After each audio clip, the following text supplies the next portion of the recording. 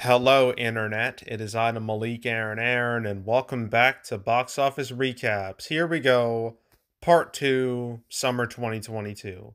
Last time, we went over all of the winners. This time, we go over all of the losers. Basically, any movie that came out this past summer that I deem a disappointment financially. So that's what we're going to be looking at. And the thing is, some of these movies were still technically successful, but are still deemed disappointments, like extreme disappointments for various reasons. So let's get started. So skipping to May 13th. That's when our first L's start popping up. First we got Family Camp. Not much to say really with this one. It's not like this movie really stood a chance.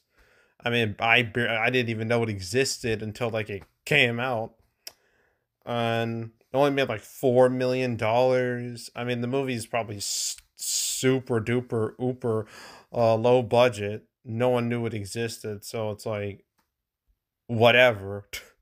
Like it really doesn't mean much, like in the grand scheme of things. It's kind of like several movies can be described this way for this video. There's just a lot of random movies that are just thrown in theaters just to be in theaters, not because they, really deserve to be in theaters.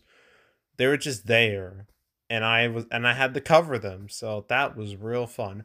Yeah, Family Camp, nothing really to say, nothing really to analyze there. It happened. Now, Firestarter, that's a little more interesting. So, Firestarter was one of two movies this summer to get the day and date treatment on Peacock. The other being Honk for Jesus. And we'll talk about that in due time. But Firestarter was the first one.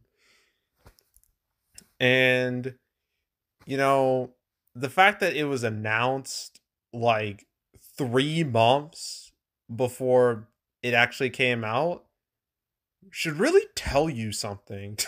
Like ideally, like most movies would be like announced like way in advance, of have like a long stretch between like trailer and the movie actually releasing to build up hype. Like to build up a hype train that goes on and on and on until it reaches like its climax when the movie premieres. This didn't have that. It was announced, and then a couple months later, it was like, it's out. And that's it. And when it comes to its box office, ooh, no. It was not good. Despite the fact that, for its weekend, I mean, sure, there was Family Camp, but was that even competition? Can that even be described as competition?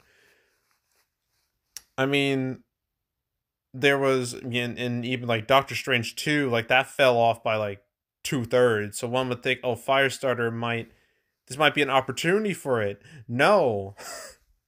It died a death when it came out. It only opened with like 3.8 million over like 3,000 theaters, which is abysmal.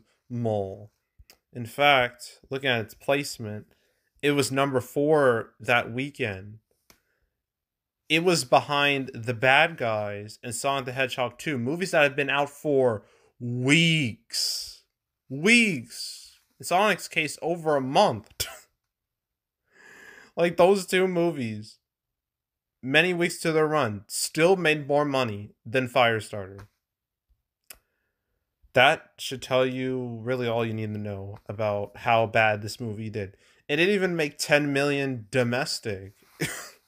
It only made like, what, 15 million worldwide? I forgot what the budget was. I can't imagine it was super high, but I don't think it surpassed it by a lot. And it really stings because this is like a Stephen King adaptation. Like Stephen King adaptations, sure, like overall they have like a real mixed history, but in the past few years, they've been doing pretty darn well. I mean, look at the It movies. Those movies did spectacular for horror movies. But even then again, we did have Dark Tower and Doctor Sleep, and both of those movies underwhelmed. But they didn't underwhelm as bad as this. So yeah, and it didn't help that apparently the movie is horrible. It's a disaster. So, yeah, its failure really shouldn't surprise anyone. So, yeah, Firestarter was the first real disappointment of summer 2022. It was not the last, but it was the first. So, yeah, that's great. It didn't help it came out the second weekend of May, which is kind of a cursed weekend when you look at like the history of it. I mean, sure that we've had some hits that weekend, but we also had movies like what Poseidon, Speed Racer, King Arthur. It was a King Arthur Legend of the Sword or something. That was 2017. Um, trying to think of something like some Hot Pursuit in like 2015. Dark Shadows 2012. We're really going back in time now. Yeah, the second weekend of May, not a great time to release a movie, generally. So, moving on to the next weekend, the 20th, two more movies came out. Downton Abbey, A New Era. Okay. Technically, this isn't a flop. It still made its money back. But I still deem it a disappointment for one major reason. It did way worse than the first movie. It wasn't by like, oh, like 10%, 20%.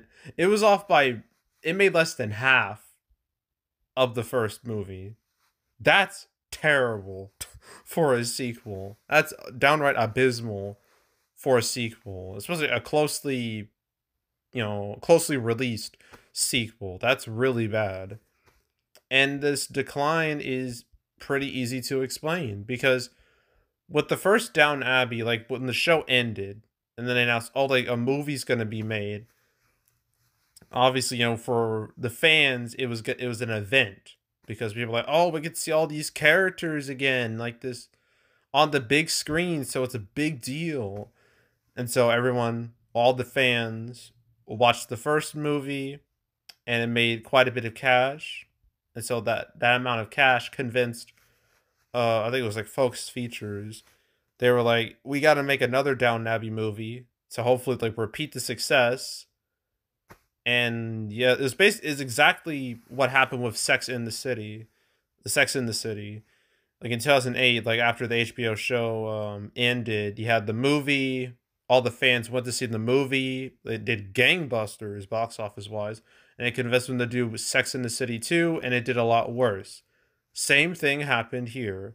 It's the equivalent of releasing like this is like really back in the day, where you had like this big TV event movie thing that gets like a ton, like a big old rating, and then the next day you do a repeat and it does a whole lot worse. That's basically what happened with not only Sex in the City but Downton Abbey too.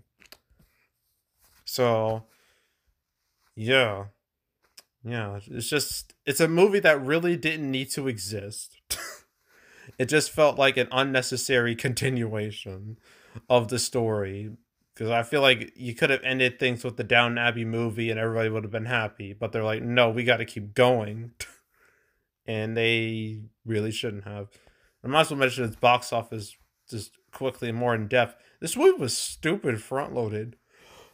You would think a movie that was aimed more towards like really older women wouldn't be so front loaded, but you'd be wrong. It fell 35% Friday to Saturday. That's about the same as Doctor Strange 2. And they both those movies have completely different demographics. So that's great. And its second weekend, despite being a holiday weekend, it fell 64%, which is highly unusual for a movie like this.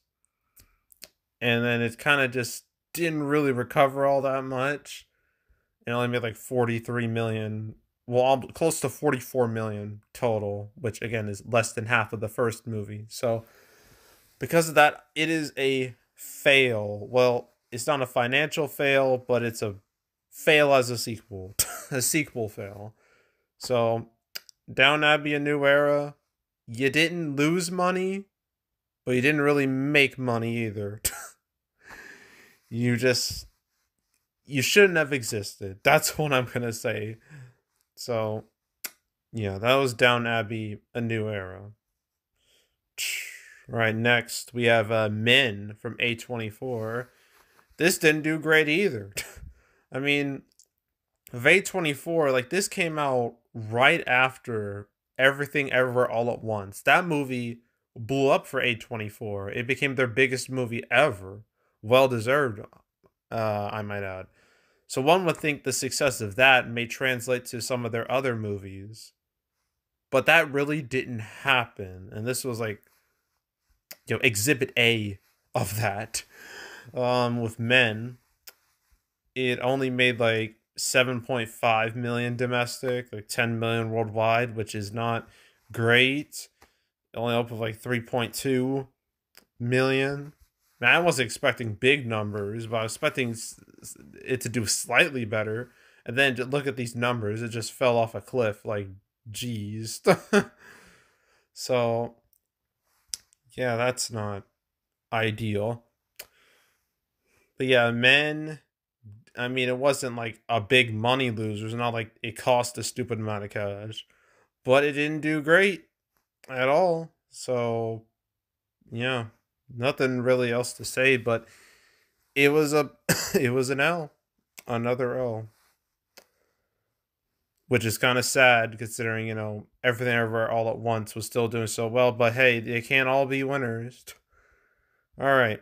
Moving on to May 27th. The same weekend as Top Gun Maverick, the Bob's Burgers movie existed. So, gotta talk about that. This movie, it's kind of a tragedy when you think about it, but its failure makes a lot more sense once you start analyzing it. So, with Bob's Burgers, the movie, it only made like 31-ish million domestic, like 34 million worldwide on like a budget of like 38 million. So it made less than its budget. So it's an automatic bomb. But why is that? Why did this movie do so bad? Well, the answer to that is pretty simple, actually. This movie didn't, like, when it comes to cartoon adaptations, a cartoon that gets like a movie adaptation. Ideally, you want it to either come out relatively close to when the show's running, like which is what the South Park movie did, is what the SpongeBob movie did, or you want to wait until the show reaches like iconic status, like the Simpsons movie. This was in that weird middle ground where it was neither fresh nor iconic. So that didn't help anything. I mean, sure, it was like a mini event for fans, but it wasn't even like, say, even the Downton Abbey movie and the Sex in the City movie. Those came out only like a few years after the shows ended. This came out like a good, like the show was still like ongoing, but it was like what? The show was like in its 11th year. I think it's 11th year. I think it was like the show came out like 2010, 2011. So it's been more than like 10 years. But the show, it was always seen as more niche in comparison to like The Simpsons or Family Guy. So it was a real uphill battle from the get-go. Not to mention opening the same day as Top Gun Maverick, that was a mistake. I mean, sure, it's like you can consider it to be counter programming, but it didn't work out because everyone just chose to watch Top Gun Maverick. So, yeah. And just looking at his box office more closely, over like 12 million, 35% dip Friday to Saturday. Jeez, May was just the month of big ass Saturday declines, wasn't it?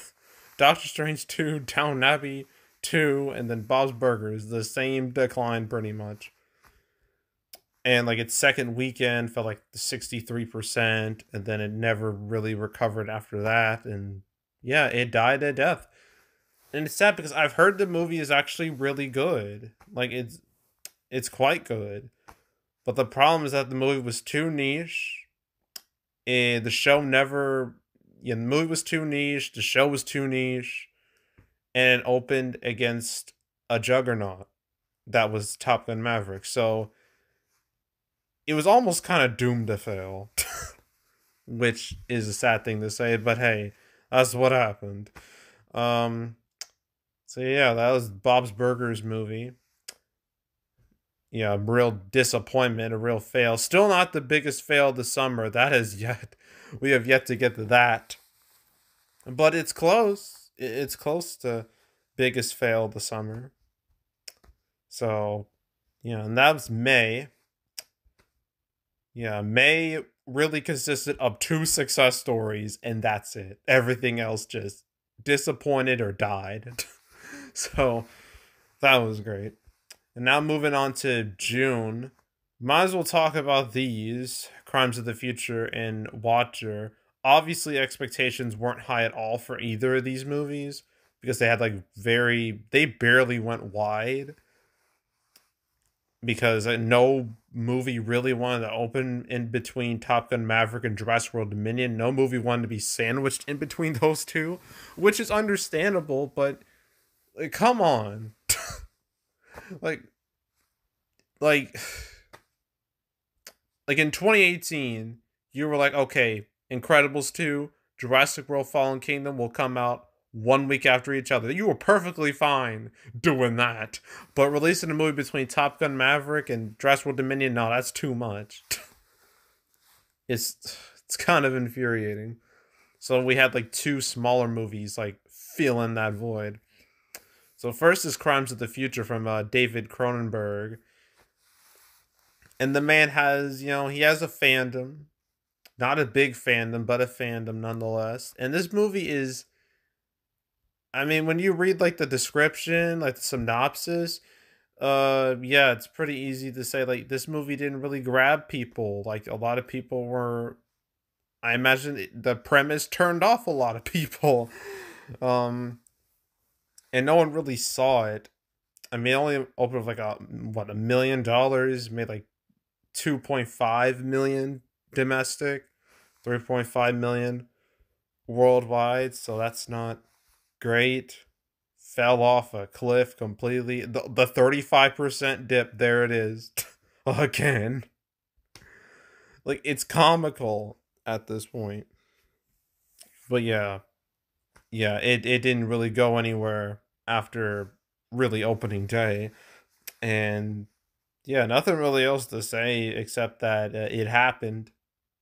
And I imagine it would do better like on like PVOD and like, and whatnot instead of like on the big screen. Same goes for Watcher here.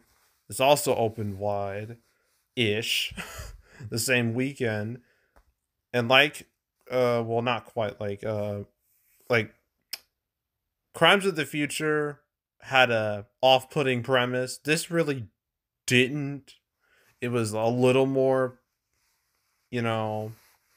appeal, ever so slightly more appealing, but no one watched it anyway. It only opened like 800,000, made like less than 2 million domestic.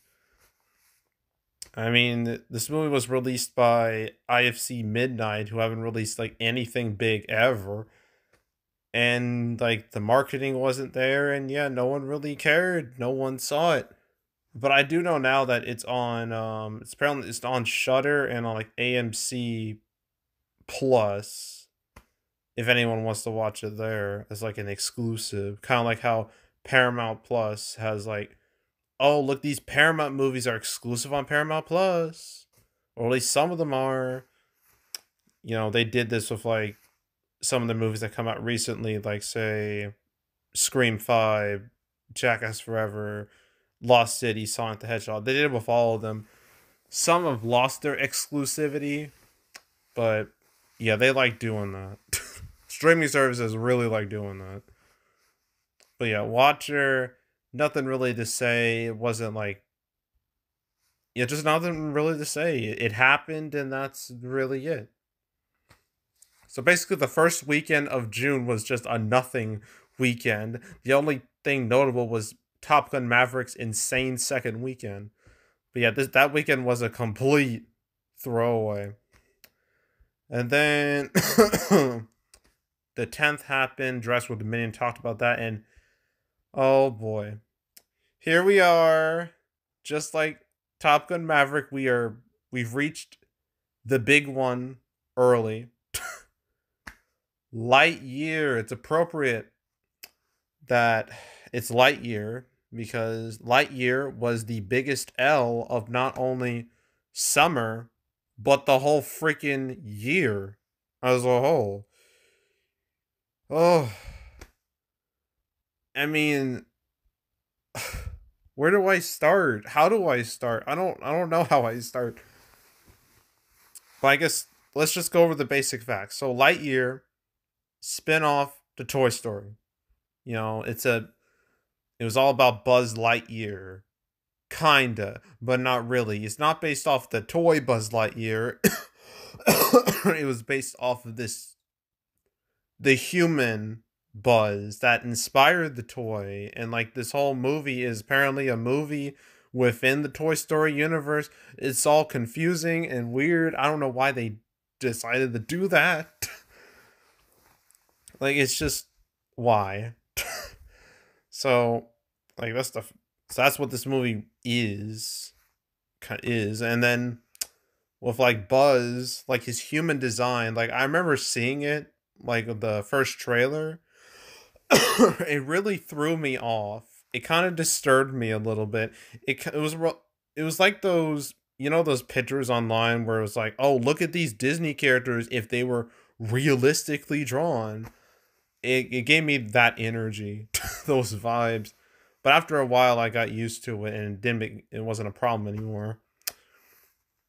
But yeah, like with Lightyear, it's part of the Toy Story brand. It was Pixar's first theatrical release since Onward, and well, we all know what happened with Onward. That got screwed very hard because of the pandemic. It only lasted 2 weeks in theaters. Then the next few Pixar movies were infamously dumped on the Disney Plus. Those movies being Soul, Luca, and Turning Red, which pissed a lot of people off, particularly a lot of people within Pixar.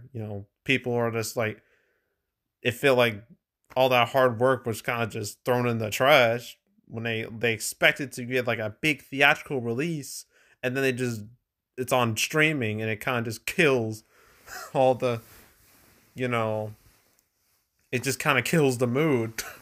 But Lightyear was theatrical because it had to be. No way Disney was going to dump this on Disney Plus. Especially based on the Toy Story brand, like that was never even an option. And with, family audiences coming back in the form, like, say, Sing 2, Sonic 2, and even The Bad Guys, like, it makes sense to release this movie. I mean, it came out mid-June. Like, Pixar loves that date, the mid-June date. A good amount of their movies, I'm about to show you, a good amount of their movies opened mid-June. Gotta find Pixar. Here we go.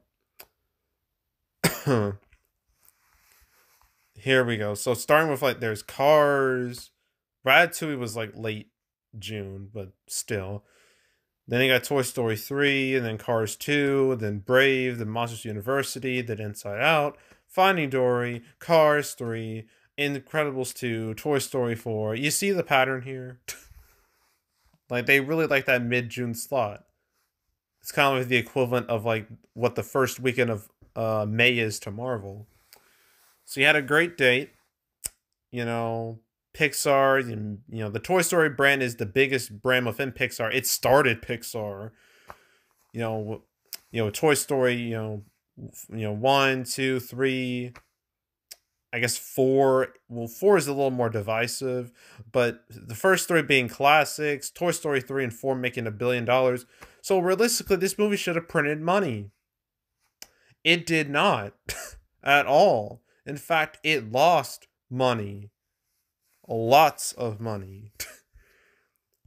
I mean, it's box office. Like, I wasn't expecting this to hit $1 billion because it was a spinoff. So, and spinoffs, like some spinoffs can do well, but historically they're seen as pointless. but I still expected it to make some cash, and that just refused to happen. I remember monitoring its box office, and I saw its Thursday preview of like 5 million. I was like, uh-oh, that's not good. And then its opening day was like 20.7. I was like, that's really not good. That's less than half of Toy Story 3 and 4. And its opening weekend, it wasn't number one. It was number two. It lost to Jurassic World Dominion's second weekend, which nobody saw coming. It was a massive upset when it came to that. Like, it kind of blew me away. The fact that it wasn't number one, it seemed like a no-brainer, and then it didn't happen. I was like, oh shit. And then things only got worse. It fell 64% the next weekend, which is horrific for a family movie. That's not normal at all. I mean, sure, that's normal for, say, like a superhero movie, anime movie, Bollywood movie, video game movie. Not family movies. They tend to have decent-ish legs, even if the movie is terrible. They tend to have, like, alright legs. Not this movie. It fell off a cliff. And it fell another 64% thanks to Minions 2 coming out, being, like, very much direct competition. And then it truly died a death. Only made 118 million domestic, 218 million worldwide. If we really want to emphasize just how horrific that is.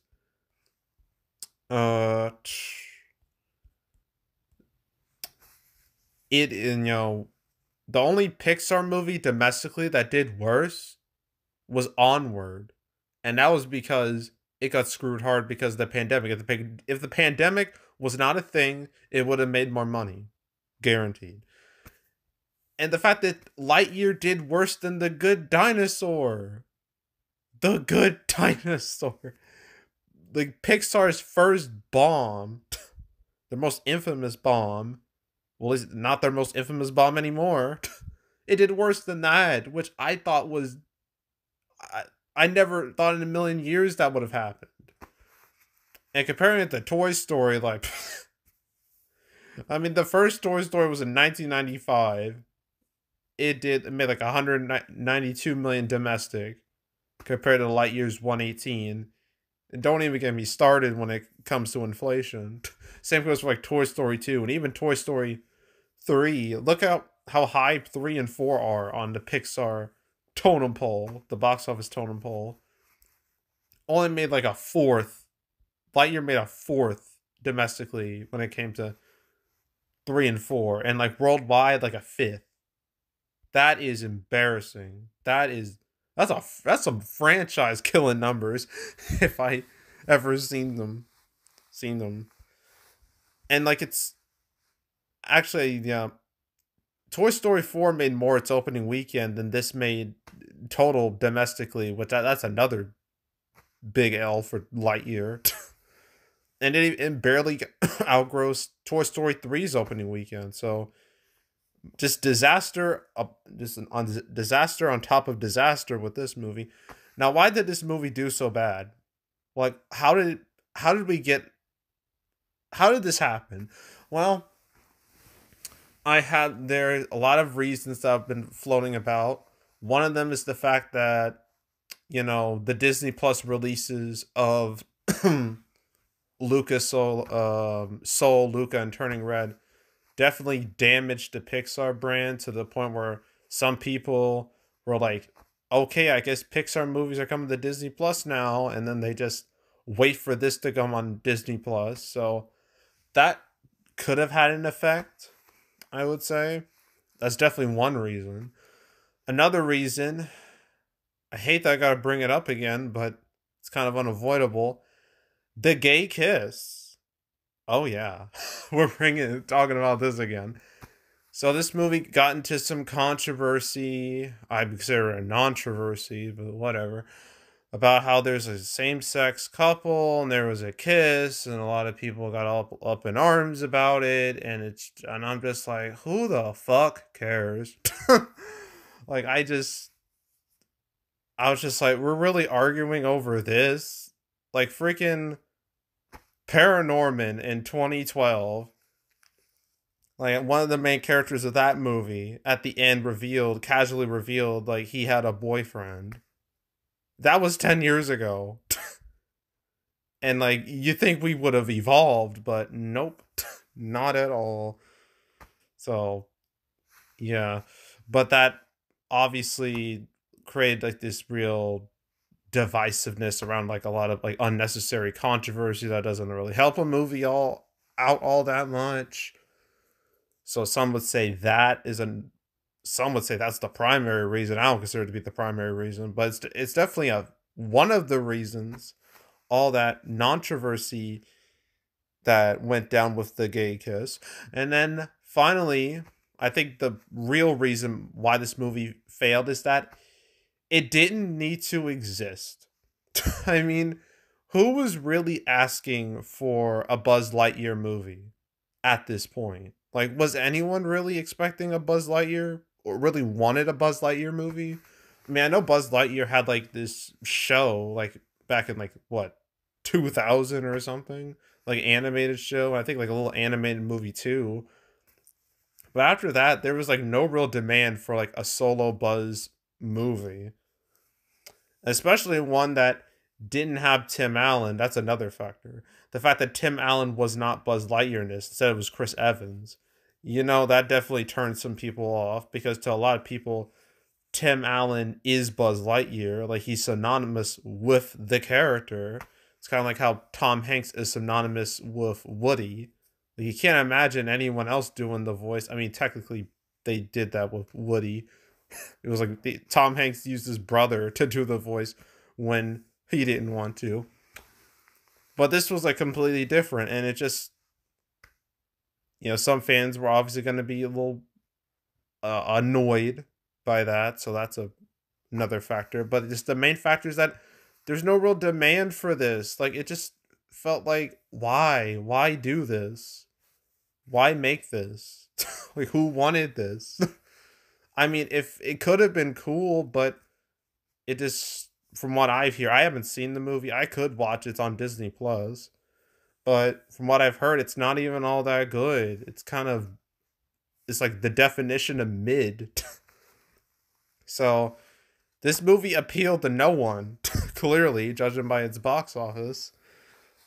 So yeah. Yeah, so that's Lightyear, the biggest disaster of 2022, box office wise. And it's probably one of the more shocking disasters I've seen in a long time. Because sometimes I can see a movie's failure coming like a mile away. Like Dark Phoenix, that was a disaster. That I knew that was coming. Like Terminator Dark Fate, I saw that one coming. Charlie's Angels 2019, I saw that one coming. Trying to think of some others that were very obvious. Um Cats 2019 is definitely another one. Um, it was just like a few off the top of my head that I could think. I was like, yep, this has no chance. This I would have expected to do decent, but it just failed so hard. And it's still kind of unbelievable. All these bumps later, it's still unbelievable it did this bad, but it did. Like, it's just insane. And I really thought with the failure of this movie, I was like, this is it for Pixar. Like Disney's just gonna throw Pixar just under the bus. But they have not. Some of their, as you know, like a D23, they announced some movies that are still exclusively theatrical. So Pixar has not been banished from the Shadow Realm, which is a good thing. But I really thought it was going to happen after Lightyear because how could it not? I mean, just look at these numbers. Cost $200 million. Barely made more than that worldwide. So, yeah. But yeah, that's it for Lightyear. Congratulations, Lightyear. As Big Rigs Over the Road Racing would say, your winner. So, yeah. Thankfully, when it comes to bombs, it does not get any worse than Lightyear. After this, things get a little rosier-ish. It's nowhere near as disastrous as Lightyear, but we still had some L's for the rest of the summer. You know, the final weekend of June was, 100% solid. And then we move on to July, where some bombs start popping up again. Nothing as severe as Lightyear, but still. Mr. Malcolm's List. Well, this is easy to explain. No one knew it existed. It just came out in theaters and like over 1,300 theaters. Didn't even make $1 million opening weekend. Didn't even make 2 million total. Well, it made 2 million worldwide, but still, yeah, it just makes me wonder, just why are they releasing these theatrically? Like, ideally, if you're gonna release a movie theatrically, you gotta put in the effort.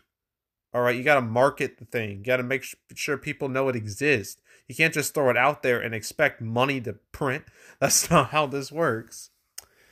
So, yeah, Mr. Malcolm's List bombing, that should surprise absolutely no one. And yeah, we're moving on from that because there's literally nothing else to say. So then we got Thor: Love and Thunder. Talked about that in the previous video. And here we are. Miss Harris Goes to Paris. I mean, this really wasn't a bomb per se, but its numbers aren't exactly spectacular. I mean, only to be fair, it only opened like 1,000 theaters, but opened with like 2 million, opening weekend. Did have good legs, to be fair. Surprisingly good legs, but only made like 10 million, which is just like okay, like great. It's still a weak number overall, but I guess it could have been a lot worse considering it's more like low-key release. So Mrs. Harris Goes to Paris, you didn't do terrible, but you didn't do great, which is why you're a part of this video. Now, for a movie that did terrible, Paws of Fury: The Legend of Hank. Okay. This movie is something else entirely. So this movie was originally supposed to be Blazing Samurai. The intention of it was like it was supposed to be like this homage to Blazing Saddles and it was supposed to be like a kid family version because when I think of family friendly, I think of Blazing Saddles, obviously. I don't know, it's just weird. And like the movie was supposed to come out like 2017 and then just got delayed forever because of like there's like a whole video on it that you can watch on YouTube. It's quite fascinating. Had like a really troubled production. And then like earlier this year, like Paramount like scooped up the rights for it and they gave it like a summer date and had like all these big actors like attached to it. People like Michael Cera, Ricky Gervais, George Takei, Samuel L. Jackson, Michelle Yeoh, Djimon Hounsou, Mel Brooks, Gabriel Izalias, aka Fluffy. So there were some biggish names attached to this, and it had like the Nickelodeon branding. So Paramount clearly thought they had something with this, and I feel like they were a little too high on their ego that they had like in 2022, because 2022 has definitely been their year. I mean, they had hit after hit after hit the first half of 2022. I mean, they had Scream 5, Jackass Forever, Lost City, Sonic 2, and then Top Gun Maverick being their crown jewel. So it's easy to get a big head and think you can do anything. And then they released this, and well, that golden streak broke. Because the movie did terrible. It only made like not even 18 million domestic. I don't know about how much worldwide. I don't think this number is super accurate, but I can't imagine it's much higher than that. But its domestic haul is just brutally bad. Only opened with like 6 million. It was number 6 that weekend. For comparison's sake, it got crushed by Minions of Rise of Gru in its third weekend. So that's not great. And then after that, it never really recovered. Like once not Secret, DC League of Super Pets came out, it was over, and it was out of theaters, and now it's on Paramount Plus right now. So the failure of this movie is very easy to explain. It looked bad. It just looked like a bad movie. I remember seeing the trailer for it in front of Sonic 2, and my eyes were glued to my phone the whole time that trailer was playing because I didn't want to look at it. I could hear the whole thing. I heard like a very long extended fart joke, and I was like, "Yep, it's one of those movies." So yeah, yeah, the movie just didn't look good. It was definitely one of those like kids movies that had like the worst puns. I talked about it in my prediction video for this, like all like the character posters. They had like the worst puns ever. I don't understand why kids movies do this with like character posters. Like they're so cringy. Like they think they're trying to be like so cool and funny, but it just comes off as cringy and just terrible.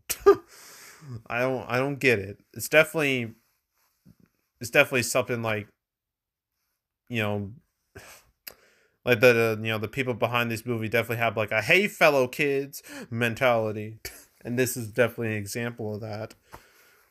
But yeah, Paws of Fury did bad. I fully expected it to do bad, so it didn't surprise me. So yeah, that's Paws of Fury: The Legend of Hank. So now we move on. Move on from 22nd, 29th, last weekend of July. DC League of Super Pets. This isn't like a Lightyear level fail or anything like that, but it didn't do all that well in the grand scheme of things. Like, one would think with the DC license and the fact that you have like The Rock and Kevin Hart like doing voice work here, those two are big draws.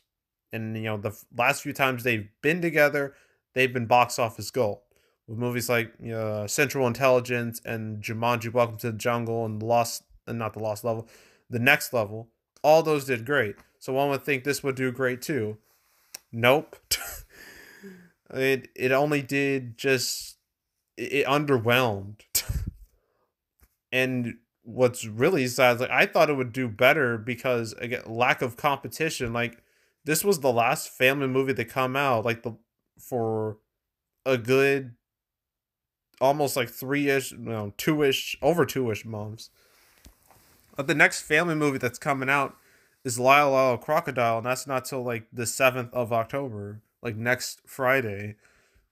And so this movie had like a long road ahead of it to do really well, and I thought that would really help it, but not really, because it only opened with like 23 million, which is very weak for a movie that not only cost like $90 million to make, but it doesn't look that great in comparison to the other Warner Brothers, recent animated movies. I mean, looking at this, like there's not Lego Batman, the Lego movie did spectacular, did awesome in 2014. Then you got Storks, and then Lego Batman, then Lego Ninjago, then Teen Titans Go movie, and then Smallfoot. Like DC League of Super Pets opening weekend was literally around the same level as Smallfoot, Storks, and Lego Ninjago, which is not a good thing because all those movies only did well. Smallfoot and Storks did moderate, while Lego Ninjago was a bomb. So you're not exactly in great company here. um. So yeah, that's not great. And yeah, just kind of underwhelmed. Only made like 90 million domestic and made like 185 million worldwide, barely doubling its budget, so it's not going to be a money maker for Warner Brothers, which, you know, they really need some money makers right now because, as you know, the merger caused a lot of just chaos behind the scenes to the point where it was like reported that they were so broke and so low on cash they could only really release Don't Worry Darling and Black Adam, although that's changed because like the House Party reboot that's coming in December now, so they have 3 movies instead of 2. But yeah, DC League of Super Pets didn't really deliver box office wise. It did weak. It did weaker than the Bad Guys, which I didn't quite expect, but that's what happened. And when compared to like other family movies this year, I mean, box office wise, it did worse than Lightyear. But the thing is, it was way cheaper than Lightyear and had less expectations, so it doesn't look as bad. But yeah, Minions 2 just destroyed every other movie that came out this summer. Every other family movie, none of them stood a chance against that.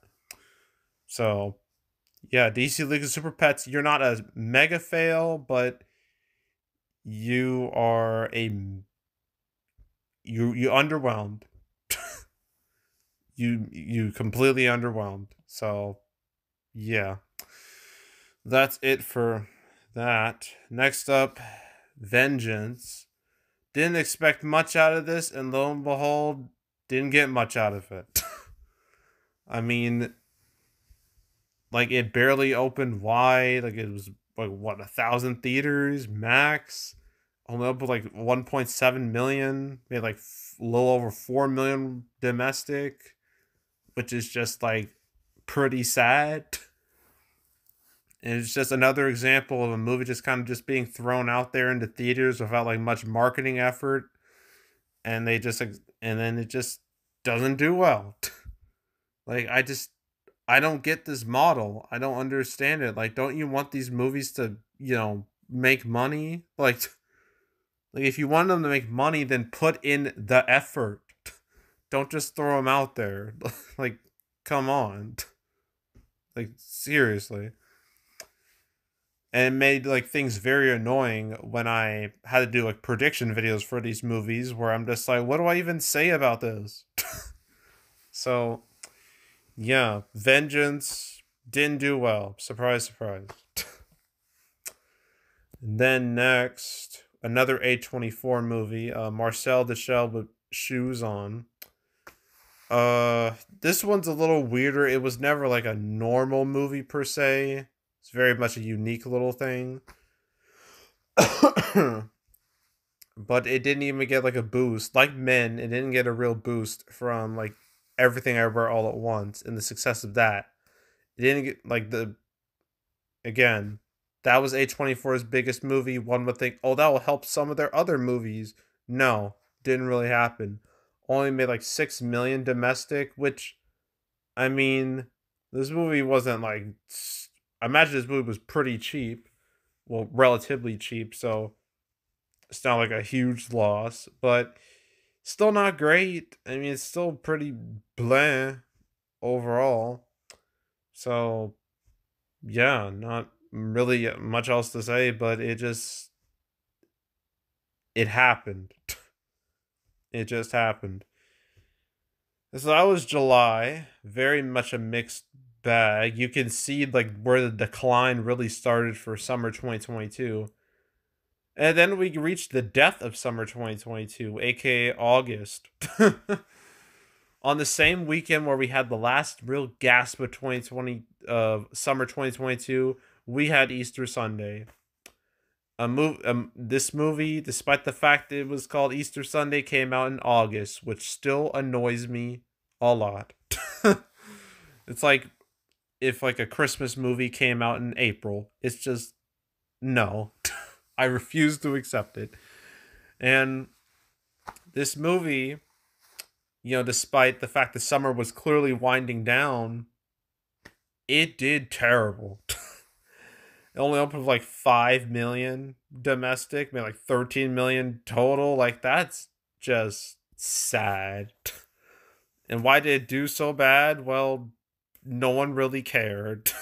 Not even Universal, really. I mean, they marketed it, but the movie was like so uneventful. Like, it felt like you just look at it and just like, why would I pay to watch this on the big screen when I can just watch like similar movies on like my streaming service, like on Netflix or something like that. Like, it didn't feel like it just going to the theater to watch it kind of just felt like a waste of time and effort and money. And with Joe Coy, like, apparently he does have fans, but apparently not that many fans because, like, look at the box office. So yeah, this whole movie was kind of a mistake. Like, it didn't. No one really won here. Like, it came out, it bombed, and that was it. So yeah, like, nothing else to say. And yeah, the rest of these, oof, there's too many. We're gonna have to go like lightning round with some of these. So then August 12th, that was when the real death of summer happened. So first we got Fall, a movie that had a trailer and that was it. Like, I remember seeing the trailer in front of, like, I think it was Black Phone, and like I didn't really hear anything else after that. I was like, where's the advertising? But apparently this was like more of an experimental release for Lionsgate. And even though like the movie didn't do all that great, opened with like 2.5 million, made like 7 million total. Like, it's not great. Well, it made 14 million worldwide, but still underwhelming number, but not surprising considering I barely knew it even existed before it came out. So, like, whatever. Same goes for Mac and Rita here. Barely knew it existed until it came out, and I was just like, oh, okay. And this movie did way worse. It opened with like $1 million and made like 2.5 million domestic. And the reason for that is simple. Like, this movie just felt very much just like Freaky Friday, and yeah, basically Freaky Friday, and like 13 going on 30. It was just another version of that. Like, that's what it was. It was just an unoriginal, just being like, hey, old people funny, lol. That was the whole movie, from what I've read and heard. And not to mention the movie got like horrific reaction. It got like a D+ cinema score, which you really need to screw up to get a cinema score that low. And yeah, just bombed completely. Like, what a shock, what a surprise. Wow. And yeah, that's it for that. Then we got Bodies, Bodies, Bodies. This this did better than Men and Marcel. Not by a lot, but it did better. But it still did kind of weak overall. It made like 13 million domestic, well, worldwide, 11 million domestic. I thought this would have done a bit better. I thought it would have been more, let's say, appealing for like A24 standards, but that didn't really happen. Like, it only opened with like what, 3 million, like, opening weekend. Then just fell off after that. It had a nice second weekend drop, but then it just fell off after that.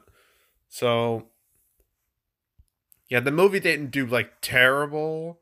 I can't imagine this movie was like stupid expensive, but it still did weak in the grand scheme of things. So that's why it's on like this video. So yeah, Bodies, Bodies, Bodies. But it was still the best of the new releases that weekend, which really shows you how horrible that weekend was. So yeah. So that was Bodies, Bodies, Bodies. And that was the whole weekend of August 12th. Sad times. Then we go to the 19th. There's Beast. Let's talk about that. So Beast was basically Idris Elba versus Lion. I was thinking, This movie could be a sleeper hit. I mean, the premise is simple to explain. Like, all the big movies are just gone at this point. They won't be coming back for like another few months. Idris Elba's a relatively, his box office track record isn't great, but he's very much a recognizable face. And I thought the movie would have done better, but it really didn't. It only opened with like 11 million. It made like 31 million domestic, like 58 million worldwide on a budget of like 36 million. So that's something I definitely wouldn't brag about. And I'm not exactly sure why it did so weak. Like the primary reason, some people think it's because of the whole lion thing. Maybe, I don't know. I don't know about that, but maybe it's just like a weak marketplace overall. Just the box office depression hitting everything except Dragon Ball. Like that still did well, but everything else was just absolutely depressing. And this was the best of like the depressing bunch, which is not an accomplishment. So, yeah, Beast, I really thought it would do better, but it just didn't. It just kind of underperformed. So, but even then, it still did better than every movie that came out the weekend, after it. The 26th. Oh my god. Let's go through these real fast. We got Breaking, another movie that just happened to be a wide release that I didn't know about until the last minute. Didn't even open with like $1 million. Made like 2.8 million domestic. What do you want me to say? Like, it came out wide release, and it had like no marketing behind it, and it bombed. Like, wow. Like, that's it. That's all I need to say. That's all there is to say. And the next up, The Invitation. This one's a little more interesting because technically, this movie isn't a bomb at all. I think it's doubled its budget. I think, which is good. But here's the thing: it still is done very weak for a horror movie because, like, especially like in August, some people don't know this, but August is kind of known for releasing horror movies, which is kind of weird. One would think that'd be October, but August is a bit of a hot spot for them. I mean, let's look at like the past. Like, say last year we had Candyman come out last weekend of August, same weekend as this. Opened with over 22 million, which is a very solid number. 2019, you had like Scary Stories to Tell in the Dark, 20 million opening. 2017, you had Annabelle Creation, 35 million opening. 2016, Don't Breathe, 26 million opening. Like, those did really well. So this proof positive that horror can play in August. That didn't really happen here. This only opened with like 6.8 million. And the insane thing is that was enough for it to be number one that weekend.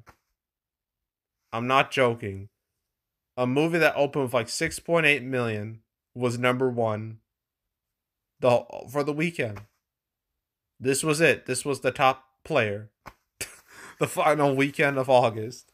The worst performing number one movie in over a year. I mean, because how can it not be labeled a loser because of that? But its legs have been surprisingly strong considering I've heard really bad things about it. So it's not a complete loser, but it's more of a minor loser, really. So yeah, The Invitation. You had the worst number one opening in over a year. You've only done meh overall. So you're not a big loser, but you're still technically a loser. So that's The Invitation. Now a sad one. 3,000 Years of Longing. I wanted to see this movie, but it didn't work out because like the trailer really hooked me. I was like, "Ooh, this looks really cool, like artsy and stuff." Kind of like Everything Everywhere All at Once. But unlike Everything Everywhere All at Once, nobody saw this. It opened with like 2.9 million, it's made like 8.2 million domestic, which is a really abysmal result considering like this is George Miller's first movie since Mad Max Fury Road. That movie was a hit. You know, it did decent money. It won Oscars. It was critically lauded, and this just didn't match that at all. So it's just sad. It was a bad month to be Idris Elba. He had two L's that month. Good thing is he had Sonic 2 earlier in the year where he portrayed the best version of Knuckles. So he has that going for him. But overall, it was sad times for Idris Elba. Well, not just him, but sad times for George Miller, sad times for Tilda Swinton, just sad times in general for everyone, movie wise. And yeah, but some would argue, oh, the failure of this isn't that surprising and maybe a little too weird for normal audiences. Okay, then explain the success of Everything Ever All at Once. That movie is batshit insane. That movie is far from normal, and everyone watched that. So people can watch insane movies, like non-normal movies, but no one really wanted to watch this. So sad. And that's it for August. A very, very depressing month. But we're not done yet, folks. Nope. The real last weekend of summer happened the first weekend of September. And yeah, it's just more of the same depression. So Gigi and Nate, let's talk about this for like a few seconds. Open with less than $1 million, made like 2 million so far. Is it pretty much? Yeah, it's pretty much done. I didn't know this movie came out until like the day prior, which should tell you all you need to know. And it didn't do well. And I'm like, damn, that's real surprising. Let's move on. And then we got Honk for Jesus Save Your Soul. This was the second Peacock movie that came out this summer. The first, obviously mentioned earlier, was Firestarter. I thought I was expecting big numbers for this, but I thought it would have done a little better, slightly better, considering who was involved, like Regina Hall and Sterling K. Brown. They're both very much recognizable faces. But this movie did terrible. It opened with like 1.2 million, no, 1.4 million. And it's been like just brutally front loaded. It's only made like 2.5 million so far. Its theatrical release is pretty much done at this point. I think it's only apparently only its first 2 weekends are addressed, but it doesn't matter because the movie fell 73% week 2. Like, god damn. That is one of the worst drops in recent memory for like a movie that had like a somewhat ish big wide release. I mean, that's about as much as Morbius, but even Morbius did way better than this. So one can blame Peacock, one can blame just the movie in general, but the fact is the movie did terrible. And that's all there is to say. And proof, I guess, is another example that Universal, they kind of need to stop doing the streaming thing. It's not working out. But they clearly want those Peacock paid subscriptions. Well, that's why they're doing it. But I still think it's a mistake. I might as well mention like the Jaws remake. I mean, this is clearly just a few extra dollars for Jaws. It did well-ish for its opening weekend for the re-release, like 2.6 million opening weekend. And then like No Way Home re-release that came out the same weekend, it just tanked after that, and then that's all she wrote. But the reason I'm labeling this as a loser is because, well, it didn't do as well as No Way Home. No Way Home did a lot better. This did a lot worse and made less money. So when it came to like the battle of the re-releases, it lost. So yeah. And that's summer 2022. Ugh. Like there was a lot to talk about, as you can tell already. But the good thing is that the losers, a lot of the losers weren't exactly catastrophic losers. We only really had one of those, and that was Lightyear. Everything else was just either, just an underperformer or like a small level bomb, not a bomb that would like cripple an entire studio. And weren't like, say, embarrassing bombs like, say, last year with like Space Jam 2 or Reminiscence or trying to think of some others like In the Heights, stuff like that. So overall, summer 2022, big improvement over last year. Big movies actually came out and people saw said big movies, which is what, summer should be all about. Next year seems to be, a lot even more normal than, this year. It seems to be like we're finally back to a regular summer season after 2020 refused to happen, and 2021 had to deal with streaming, but now no more shenanigans. We're back to business and things are kind of good again. So that's great. But anywho, yeah, that's it. That's all. Make sure to subscribe, like this video, leave a comment, turn notifications, share the whole drill. You want to check out more videos like this? I got the recap playlist, all the movies, that, you know, I've lost my train of thought completely. All the movies I cover, like pretty much every month or season, or really just summer, maybe the year as a whole.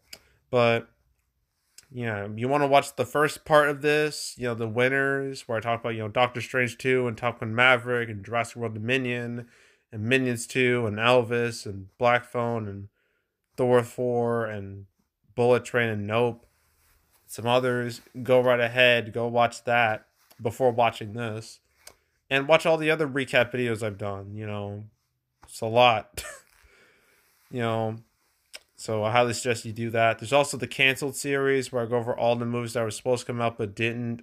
Earlier this week, I did 2 episodes. I did like Deadpool 3 and Star Trek 4. Those episodes like 156 and 157. So you want to watch those. And any other canceled episodes, all 157 at this point. Go right ahead. Binge it from beginning to now. Highly encourage it. Go do that. There's also box office predictions where I predict box office for movies. Every movie I covered here, I've done a prediction video for. So you want to watch my prediction videos for all those, especially the ones where I screwed up very badly, like say with Lightyear. That should be entertaining for you to watch, even though I was in my COVID stage when I made that video. That was not a fun time. But you want to watch that or any of the others. Not to mention I'm going to be doing like 2, like technically later today as I'm recording this, like actually 3, because another movie just had to come out of thin air and throw me off. Fantastic. So 3 prediction videos on the way. So stay tuned for those. But if you want to watch any of the past prediction videos I made this year, you can go right ahead. And yeah, that's it. That's all. I am out. Goodbye.